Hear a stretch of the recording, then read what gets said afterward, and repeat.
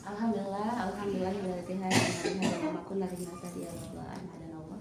Asyhadu an la ilaha illallah wa la syarika lahu wa asyhadu anna Muhammadan abduhu wa rasuluh. Amma ba'du. Pasabir dan ibu bapak guru yang saya hormati, alhamdulillah, terima kasih atas kesempatannya. Izin saya akan menyampaikan resensi atau merangkum buku Siapa Aku Apa Bakatku. Jadi buku ini teh satu-satunya buku psikolog genre psikolog yang saya punya Bapak Ibu, karena saya itu jujur tidak terlalu tertarik biasanya ya dengan genre yang psikolog. Jadi ketika saya mencari buku nih untuk ini, itu ada 3 buku yang saya beli. Salah satunya 3 itu Sabar itu penting, yang satu itu. Yang kedua positive thinking. Terus yang ketiganya Siapa Aku Apa Bakatku. Tapi nggak tahu kenapa ketika melihat ini, padahal 3-tiganya saya belum tahu isinya kayak apa gitu ya, karena kan itu di online ya. Nah ketika melihat covernya, tiba-tiba kok asa pengen iya ya, penasaran gitu dengan judulnya gitu, Siapa Aku Apa Bakatku. Biasanya saya juga pengen tahu gitu ya, padahal ini teh udah tahu menemani remaja dalam menemukan jati diri dan potensi diri. Tapi apa salahnya saya juga asal belum tahu ya gitu ya. Jadi inilah yang saya pilih. Nah setelah sampai ada ini, ternyata bestseller. Tapi bestseller mana ya kamu tanya? Nah bestseller, jadi ini kayaknya cetakan pertama di tahun 2018. Ini udah cetakan ke-17 ini yang saya pegang, ini cetakannya ke-17 2025. Jadi yang pertama kali itu di 2018. Itu belum bestseller. Nah ini udah bestseller karena memang pas saya lihat itu udah banyak banget yang baca, termasuk remaja-remaja juga udah baca. Nah penulisnya Prabu Ganendra, penerbit Semesta Hikmah, editornya Taufan Halimurti, ISBN halamannya 154. Ini sangat sedikit ya, beratnya 300, tapi menurut saya sih nggak sampai 2,5 juga ya. Dimensinya 13 kali 19 cm. Nah bagi ayah pas saya itu tinggal gama. Naon gak mati mah? Ayo, ya. Nah ini profilnya ya, profil penulis Nanti harus disaring. Prabu Ganendra, lahir 30 tahun yang lalu, berarti dari ini 2025, berarti 31 ya. 31 tahun yang lalu di kota Wali, masih muda ya, Demak gitu. Singgah dari satu kota ke kota lain, beliau itu melakukan pengembaraan, menyukai travel dari sana. Ia banyak mencintai alam sambil berusaha mengenal dirinya. Nah mulai dari situ dia mulai berpikir, mulai menyukai psikolog gitu ya, mulai menggebu gitu, pengen punya sesuatu gitu ya. Kemudian dia juga beliau mengelola sebuah komunitas baca yang disebut dengan Kutu Buku komunitasnya. Nah bersama komunitasnya dia itu punya tujuan untuk membuat buku, walaupun sebetulnya latar belakangnya beliau itu bukan dari psikolog gitu ya, bukan dari psikolog, tapi beliau pengen untuk membuat sesuatu hal yang lebih bermanfaat, terutama untuk anak-anak remaja gitu ya. Nah, mengapa buku ini penting untuk remaja? Nah, beliau itu melihat banyak kebingungan di remaja. Jadi termasuk abi ya, waktu SMA kita tuh bingung gitu ya, waktu SMA, sekarang udah nggak SMA, remaja namanya. Nah itu kita mau kemana sih, mau kuliah di mana, terus kita mau jadi apa, itu belum ada kebayang gitu, kepikiran kita apa sih tujuan kita itu selanjutnya, mau gimana, mau akan seperti apa tuh belum ada jawabannya. Tapi hebatlah orang-orang yang di masa remaja aja dia tuh udah punya tujuan yang pasti, dia sudah punya fokus mau jadi ini gitu ya. Nah ini salah satu buku yang menjawab kebingungan para remaja gitu. Buku ini memberi arahan dan bahasan untuk memahami perasaan-perasaan tersebut yang tadi gitu ya, yang belum paham, nggak ngerti harus gimana.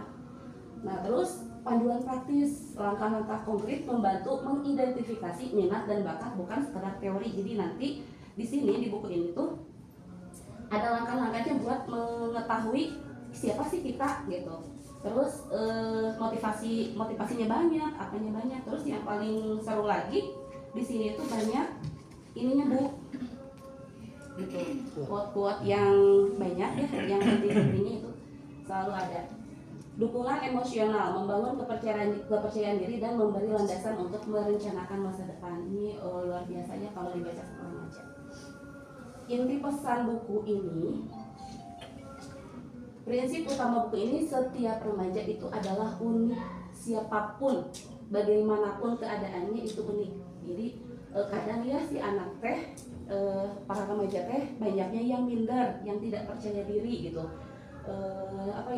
Karena misalkan fisik, Bima gendut, atau wajah aku mah banyak jerawatnya, atau itu yang menghalangi gitu ya, menghalangi potensi dia untuk berkembang, untuk maju gitu.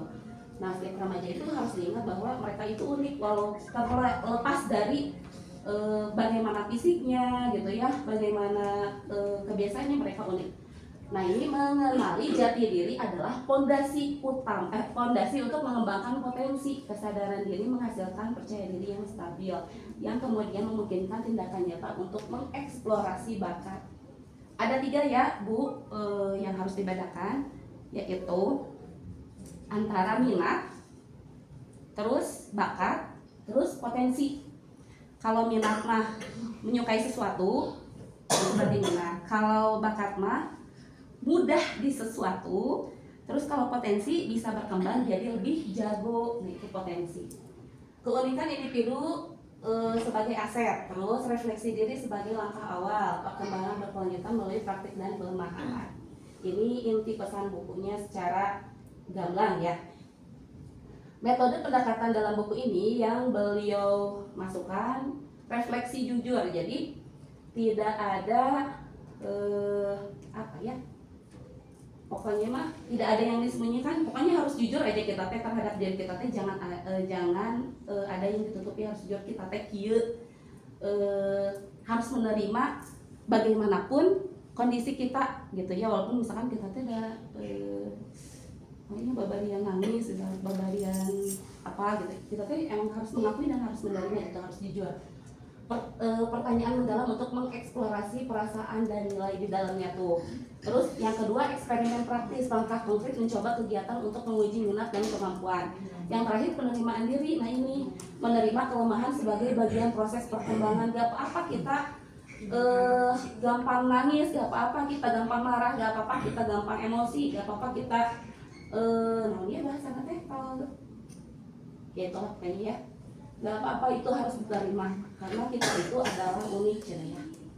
Nilai penting dalam buku ini, salah satu pesan penting dalam buku ini adalah bahwa menjadi pintar saja tidak cukup. Cenangku di sini jelas, sebab pintar saja tidak cukup untuk meraih kesuksesan. Setiap individu memiliki bakat yang berbeda-beda dan bakat tersebut perlu dilatih serta dikembangkan. Selain itu, rasa percaya diri juga sangat penting dalam proses pengembangan potensi diri. Jadi, pintar teh cekap Bu, kada tahu nih apa sih jati diri kita, harus tahu. Jadi biar gampang menuju ke cita-cita kita, gampang menuju harapan kita, kekuatan kita. Jadi kita tuh tahu kita tuh ininya di mana gitu, kuatnya di mana. Gitu. Ini yang nilai pentingnya. Jadi menjadi pintar itu gak cukup. Dampak positif bagi pembaca remaja. Nah, kan tadi saya bilang ini bestseller. Jadi si para pembaca itu yang kebanyakannya remaja, padahal yang dewasa juga banyak ya. Itu sudah mengurangi rasa minder dan membangun harga diri. Terus mendorong rasa ingin tahu, bertanya siapa sih saya dan apa yang saya sukai gitu. Terus menjadi peta awal untuk merencanakan studi dan karir berbasis potensi. Jadi dia tuh udah mulai tuh ngerti, oh iya, saya tuh siapa sih, saya sukanya apa.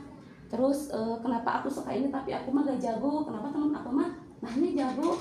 Jadi kita itu sebenarnya pintar menilai yang lain, tapi kita itu tidak pintar menilai diri sendiri, benar ya? Kalau Bu Salim nih asal jago ya di sini, kita tuh udah gampang gitu menebak dia tuh bakatnya di mana, tapi untuk diri kita sendiri belum tentu. Itu sulit. Kelebihan buku ini bahasa yang sederhana sehingga mudah dipahami oleh remaja, gampang banget ini mah. Terus gampang dimengerti juga. Terus motivasinya lumayan masuklah ke anak-anak gitu ya, anak-anak yang belum sejauh kita gitu pemikirannya. Materi dalam buku ini disusun secara sistematis. Kemudian memberikan motivasi kepada pembaca untuk mengenali serta mengembangkan potensi diri.